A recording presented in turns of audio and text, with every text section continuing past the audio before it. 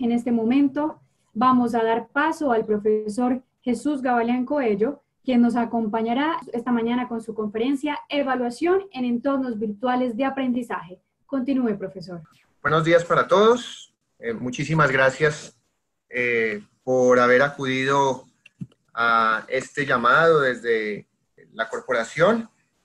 Quisiera empezar la intervención de esta mañana hablando de un tema que tiene que ver con la evaluación en entornos virtuales de aprendizaje. Así la hemos titulado, con el ánimo de poder explorar de una manera sistémica, de una manera integral, la evaluación como un medio, digamos, que hace parte de todo el proceso de enseñanza-aprendizaje. Entonces, en ese sentido, la evaluación como un elemento fundamental, pues estará presente desde los elementos estratégicos, por supuesto, pasando por lo táctico que hemos llamado, y también el entorno, o también lo que corresponde a la operatividad. Entonces, en ese sentido, mi intervención va a tratar, digamos, de hacer una plática en torno a estos elementos, y por eso he decidido, pues, rotular esta investigación, o este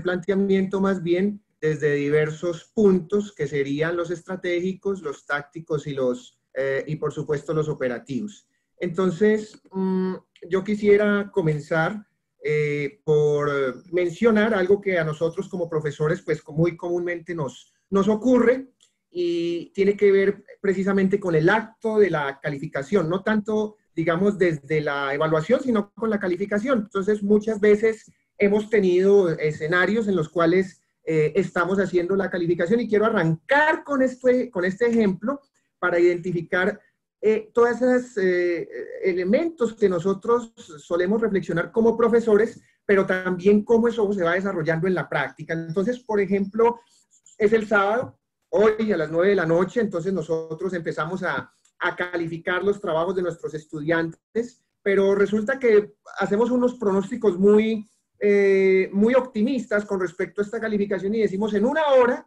y nos ha pasado a todos los profesores, en una hora creo que podemos nosotros terminar esta calificación. Pero resulta que pasa una hora, y pasan 2 horas, y pasan 3 horas, y al principio podemos desarrollar unas muy buenas sugerencias para el quehacer de nuestros estudiantes. Entonces les decimos: muy bien, Jorge, muy bien, Jesús, muy bien, Luis, vas a lograr grandes cosas. Pero en la segunda hora ya podemos entonces nosotros decir: pero ¿cómo es posible que hayan cometido este error tantas veces? Como si yo lo he explicado 50 veces.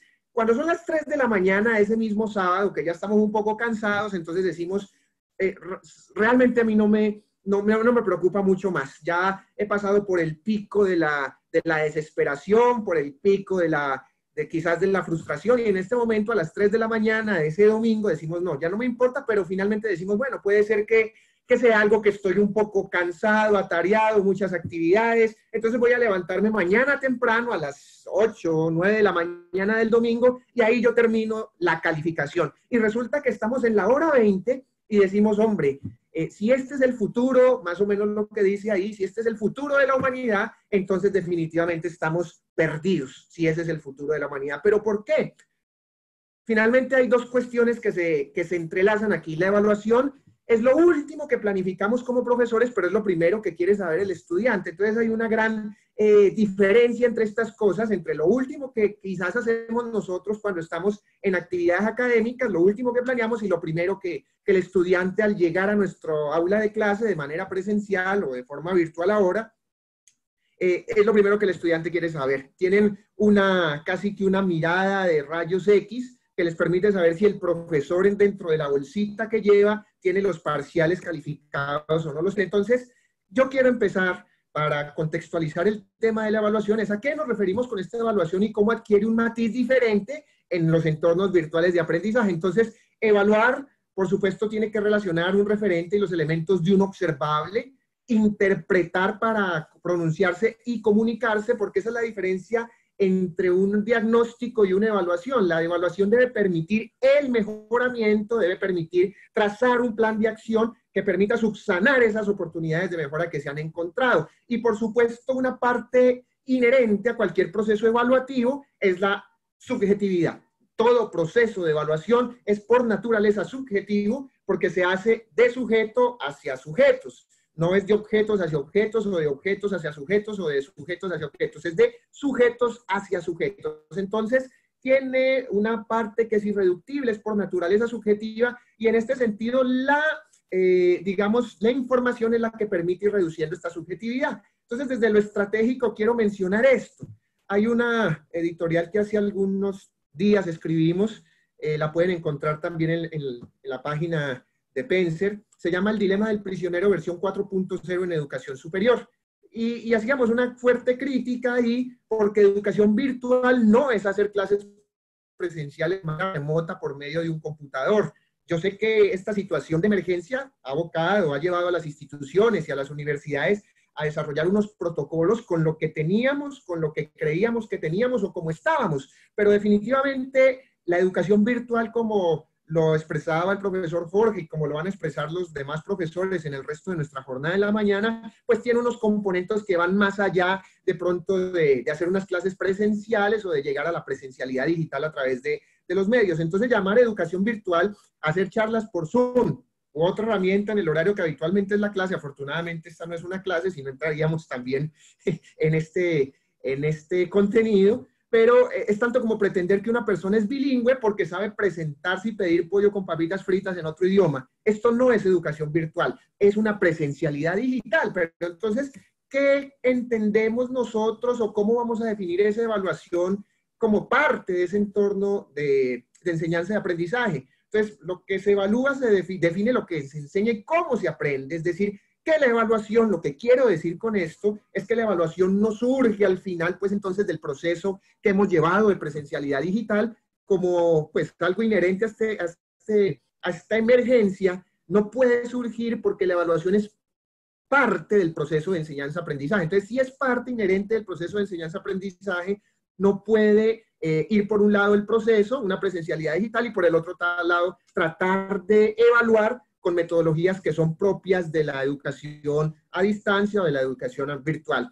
Entonces se requiere una evaluación congruente con la concepción del proceso de aprendizaje de partida. Entonces el aprendizaje, las metodologías de aprendizaje desde la virtualidad cambian, lo que permite, por supuesto, que cuando hacemos la evaluación del aprendizaje es una evaluación que es coherente. Entonces todos los sistemas de aseguramiento de la calidad en el mundo se centran sobre la base fundamental de la coherencia, Entonces, la evaluación, las didácticas, las metodologías deben estar en correspondencia, en articulación con lo que son los procesos de enseñanza-aprendizaje.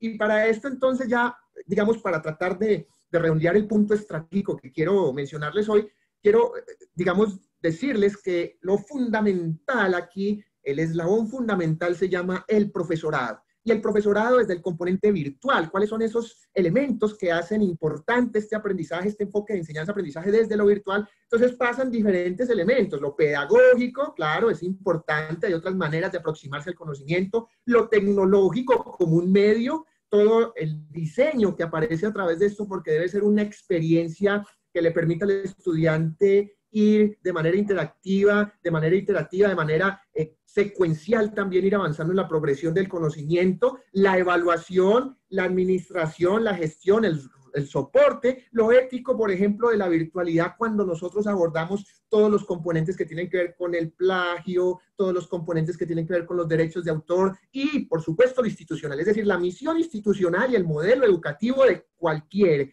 universidad, de cualquier institución, debe proveer el insumo fundamental para que se desarrollen estos procesos hoy virtuales, hoy modalidades a distancia o como le quieran llamar, pero finalmente lo que queda de manifiesto en cualquier enfoque de formación es la misión institucional, es decir, la institucionalidad. Si el modelo es constructivista, entonces de la misma manera constructivista o socioconstructivista o conductista, de la misma manera tiene que ir bajándose hasta la modalidad de formación. No hay que cambiar el modelo para poder, digamos, hacer valer la misión institucional. No hay que cambiar el modelo de formación a lo virtual. No, la misión es una sola Y entonces en esa misión se agrupan todos los saberes, todos los conocimientos. Por ejemplo, en las instituciones de educación superior nosotros tenemos los modelos educativos, los proyectos educativos institucionales, y en todo se habla, la mayoría, diría yo, de la formación integral. Pero el problema no es ese, el problema es que ya nosotros hemos visto que en las instituciones los proyectos educativos están muy bien concebidos, muy bien narrados, la sintaxis es excelente, pero que cuando vamos a ver qué tanto de esto se puede concretar, ahí es donde quizás vienen algunas debilidades o algunas falencias o algunos elementos a observar. ¿Por qué? Por el tema que les comento de la coherencia. Hay que prácticamente tener una correspondencia casi que absoluta entre lo que se piensa, lo que se dice y lo que se hace. Que en este entorno de las universidades o de las instituciones de educación superior tiene que ver mucho con la misión institucional, los planteamientos institucionales, los fundamentos, los estatutos, el plan estratégico de desarrollo, lo que se piensa, lo que se dice, las políticas, los lineamientos, todas las directrices académicas de investigación, de extensión, y por supuesto lo que se hace, es decir, ya en el entorno del aula de clase, que esto esté en correspondencia, en el entorno de la investigación, que esto esté en correspondencia, y de la formación o la educación continua. Entonces, ya para pasar a lo táctico, porque sé que el tiempo pues es limitado, y nos quedan 10 minutos, entonces voy a pasar ya a lo táctico. Lo primero es la mirada estratégica de la evaluación en entornos virtuales. Ya sabemos que hay unos elementos que subyacen a la misión de la institución, subyacen a los lineamientos institucionales. Ahorita vamos a ver cómo podemos bajar o una propuesta de bajar esto en la práctica. Entonces, entornos virtuales de aprendizaje, ¿a qué hacen referencia? Entonces, un entorno virtual es un software instalado en un servidor intranet que se encarga de mantener, gestionar, almacenar, etcétera, herramientas para la formación digital. Es decir, el entorno no es el proceso de enseñanza-aprendizaje en sí, es una mediación tecnológica, es una mediación, y como tal tenemos que entenderla. No se cambia el papel del profesor, el profesor sigue siendo esa figura inspiradora de sus estudiantes, esa figura que está para acompañar a sus estudiantes, esa figura que es casi que un modelo de profeso, ¿cierto? De declaración de fe alrededor del campo de conocimiento, pero entonces el entorno virtual tiene que ver con toda esta mediación tecnológica para poder desarrollar el proceso de enseñanza-aprendizaje. Voy a pasar un poco más rápido aquí, para poder desarrollar el proceso de enseñanza-aprendizaje, digamos, de una manera adecuada, de una manera propicia. Entonces, claro, hay unos elementos anteriores que hacen parte de la misma evaluación, entonces hay que hacer, por eso mencionaba que la evaluación es parte del proceso en sí. Está la evaluación de necesidades, planificar el e-learning, todo esto tiene que ocurrir antes del proceso, antes de las actividades. Pero luego entonces viene la función de evaluación formativa, planes de mejoramiento, el assessment, la evaluación como tal, lo que hemos conocido desde los enfoques quizás digamos, de la formación sumativa, de la formación, de toda la evaluación formativa, quizás enfoques de los 60, 70, en los 90 también hay un movimiento importante con respecto a esto, de los enfoques de la evaluación. Entonces, digamos que en el proceso se suscita la evaluación formativa y ya al final la evaluación sumativa o el reporte de los resultados. Aquí una reflexión. Ya hay en el mundo instituciones como Harvard, Oxford, en fin, que hablan de unos campos que se llaman, digamos, los estudios sobre el futuro de la educación. Y ahí están hablando, por supuesto, del papel que tienen las tecnologías de la información en todo esto de los procesos educativos y de la sustitución del trabajo del profesor. Entonces, aquí también un paréntesis que quiero hacer, y es muy fácil. Si tu trabajo puede explicarse fácilmente, lo dice Andrew Sandberg, filósofo PhD en neurociencias de la Universidad de Oxford, dice, si tu trabajo puede explicarse fácilmente, puede automatizarse, si no, no. Entonces, ojo con esto, porque también es procedimental, también hace parte de lo táctico, perdón. Sí, tienen diversas ventajas sobre los maestros humanos, entre otras cosas. Los robots tienen paciencia infinita, ¿cierto? Un maestro robótico puede explicar las cosas de cientos de maneras, no se ofusca, digamos, de alguna forma. En el asunto, si como profesores pensamos que lo principal es la transmisión del conocimiento, ya se nos acabó el trabajo. Eso hay que ser totalmente enfático en esto. Si como profesores pensamos que lo principal es la transmisión del conocimiento, ya se nos acabó el trabajo. El profesor tiene que ser, como lo mencionaba en ese momento, fundamentalmente un acompañante del proceso académico, y en estos entornos virtuales, tanto en los presenciales como en los virtuales, tiene que poder hacer esta labor. Entonces no es una figura transmisionista, porque si estamos enfocados en un modelo transmisionista, lo que va a pasar es que por ejemplo, las asignaciones, las tareas, ¿por qué se está suscitando tanto plagio en este momento en las instituciones de educación superior bajo los entornos virtuales? Porque quizás las tareas, las actividades que nosotros suscitamos como profesores son unas tareas fundamentalmente desarrolladas desde un enfoque transmisionista, de replicabilidad, que yo no estoy diciendo que sea nocivo, que sea malo del todo, pero obviamente cuando ya estamos en el extremo del transmisionismo, pues obviamente tenemos grandes problemas, porque es básicamente una tarea, una actividad, digamos, un ejercicio que es muy fácil de replicar, que va a ser muy fácil de replicar en tanto no estás desarrollando un proceso de formación, sino de adiestramiento. El adiestramiento se replica, la formación tiene que ver con el contexto. Entonces hay algunas herramientas ya desde lo táctico que yo les quiero mencionar. Igual la presentación también las vamos a dejar a disposición de cada uno de ustedes, que son los mapas conceptuales, cómo nos sirve también para poder desarrollar los temas inherentes a la evaluación en entornos virtuales, los mapas conceptuales. Aquí algunas maneras de desarrollar la evaluación, o de mirar o de chequear que todo corresponda. Entonces, por ejemplo, el orden de los conceptos desde lo más general a lo más específico, un enfoque deductivo, inductivo en los conceptos, correcta aplicación de los conceptos, sentido de las líneas conectoras. Pero también entonces podemos hacer una evaluación a través de los foros educativos o listas de discusión. Entonces, mirando, por ejemplo, el tiempo que emplea un usuario en un foro determinado, calidad de las respuestas emitidas por el usuario, cantidad de intervenciones, análisis de mensajes inapropiados, los famosos cuestionarios interactivos, entonces el tiempo empleado para responder a un cuestionario en términos de la efectividad, cantidad de respuestas correctas e incorrectas que un estudiante tenga, cantidad de intentos realizados en cada pregunta o cuestionario. Esto, digamos, es en general lo que yo quiero mencionarles desde lo estratégico, lo táctico y ahora unos elementos ya operativos para finalizar mi intervención.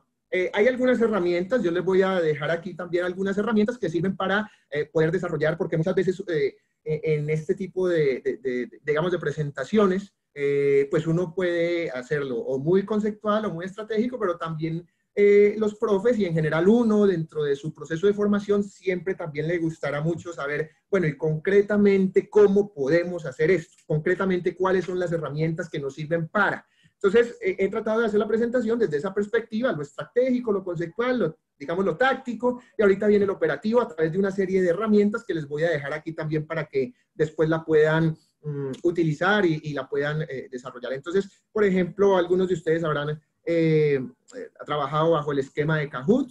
Es un esquema que permite hacer cuestionarios interactivos, las respuestas paso a paso, en línea. También está Verso, que permite hacer todo el proceso de assessment, pero también bajo los dispositivos móviles, porque definitivamente este dispositivo es un aliado estratégico de nosotros como profesores, no es un enemigo, es un aliado estratégico. Entonces también lo podemos hacer a través de esta aplicación, Verso. Está esta otra aplicación que nos permite de alguna manera hacer competencias, mediciones, nos permite también hacer cuestionarios de respuestas largas, respuestas cortas. Está este SoftForms que permite también la elaboración de unos cuestionarios. Obviamente tiene sus restricciones dependiendo del tamaño, pero para grupos como los que normalmente manejamos nosotros, se cliquea como profesor 1, se loguea como profesor y puede desarrollar pues todo este proceso formativo. Está también esta herramienta que dependiendo del rol también vas a ver algunas potencialidades como profesor y como administrador, también tiene unas ventajas importantes. Todos estos que les estoy mencionando pueden funcionar también por computador y por celular, por dispositivo móvil. iClicker también funciona para poder desarrollar los procesos de medición, pero a la vez también está haciendo los gráficos. Plickers también, Poll Everywhere para hacer encuestas y sondeos en línea también, para hacer todo el proceso de... Esto nos permite hacer el proceso, sobre todo de medición, porque la evaluación, como hemos dicho, es un acto inherente al sujeto, sobre todo de medición, nos permite hacer, digamos, una labor bastante importante. Es una página donde hay 8 herramientas para la medición también, que se las dejo. Ahí está la liga para que puedan buscarlo posteriormente. Y Flipweek también tiene pues unas funcionalidades para hacer presentaciones, pero también tiene funcionalidades para poder hacer sondeos y algunas indagaciones con respecto al auditorio, si están entendiendo el concepto, si todo va bien, también está aquí. Bueno, y para finalizar, y espero que el tiempo haya sido el adecuado de la intervención, quiero manifestarles lo siguiente, queridísimos profesores y profesoras que nos acompañan desde Sudamérica, desde Centroamérica. Quiero en este momento cerrar mi intervención con este mensaje. Hace algún tiempo tuve la fortuna, aquí nos acompaña nuestro gran amigo el profesor Luis Barrera de Perú y mis amigos profesores peruanos, hace algún tiempo y bolivianos también, tuve la fortuna de ir al lago Titicaca, en la frontera, por supuesto, entre nuestros hermosos países de Perú y Bolivia. Y en ese viaje tuve también la fortuna de ir a los Urus. En esa experiencia recuerdo mucho esta frase que vi en una de las casas de las personas que estaban ahí, de los indígenas que habitaban en esta región.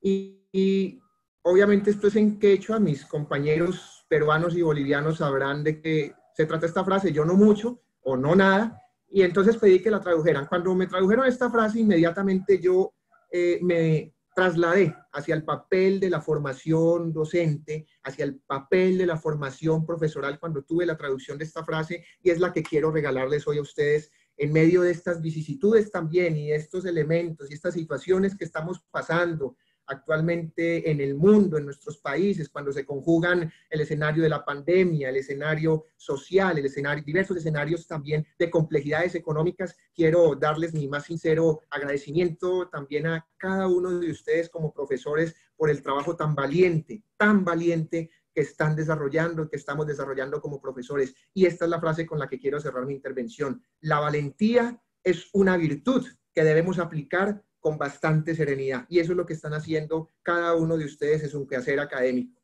Ser valientes, permanecer acorde con las directrices que nos dan nuestros gobiernos para subsanar esta situación lo más rápido que sea posible, con mucha valentía, pero también con bastante serenidad. Muchísimas gracias y cualquier pregunta estamos totalmente dispuestos a atender.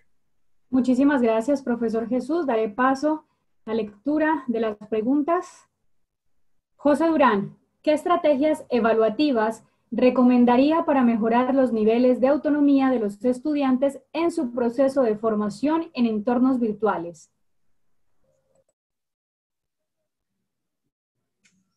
Bueno, sí, evidentemente las estrategias, hay diversos tipos de estrategias evaluativas, pero un enfoque que a mí me parece que es importante es poder fomentar en los estudiantes el esquema socioconstructivista, es decir, el de la interacción.